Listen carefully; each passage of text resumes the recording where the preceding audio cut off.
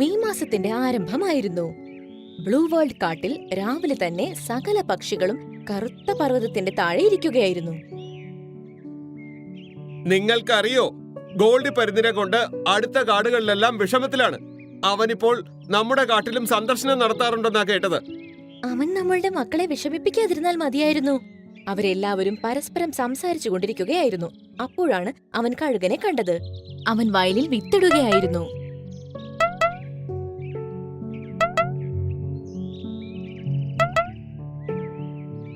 ഓ മിൻകി കഴുക, നീ എത്ര ദിവസമായി കൃഷി ചെയ്യുന്നു?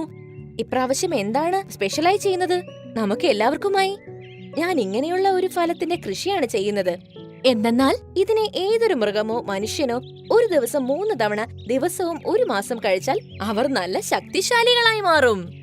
ഓഹോ, ഇത് നമുക്ക് എല്ലാവർക്കും വളരെ ഉപകാരപ്രദമായിരിക്കും, അല്ലേ?